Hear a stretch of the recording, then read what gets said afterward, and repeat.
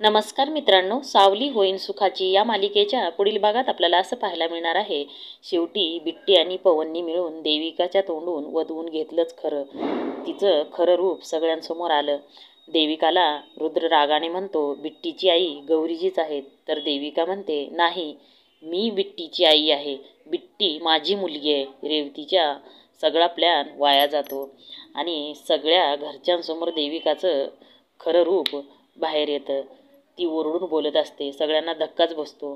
ती बिट्टीला घेऊन निघून जाते। मग रुद्र पवन तिला शोधायला जातात। एका ठिकाणी बिट्टी बसलेली असते। बिट्टीला रुद्र दिसतो म्हणून ती पार्टनर म्हणून हाक मारते आणि हसत असते। रुद्र तिच्याजवळ येतो आणि तिला उचलून घेतो। तेव्हा देविकाला धक्काच बसतो, तिचं लक्षच नसतं। पाठीमागनं एक गाडी येते आणि तिचा अपघात होतो। तिच्या डोक्याला मार लागतो। तितक्यात पवनला फोन येतो। तेव्हा रुद्र म्हणतो, काय रे, काय झालं? तर पवन म्हणतो, वहिनीला परत बरं नाही आहे। तर दोघेही घरी येतात। तेव्हा रुद्र सगळ्यांना विचारतो, काय झालं गौरीजींना? तर डॉक्टर म्हणतात, गौरीला पार्शियल मेमरी लॉस झाला आहे। म्हणल्यानंतर रुद्राला धक्काच बसतो। तर पुढील भागात रेवतीचा गौरीच्या विरोधात काय प्लॅन असेल? असेच पुढील अपडेट बघण्यासाठी चॅनलला सबस्क्राईब करा। धन्यवाद।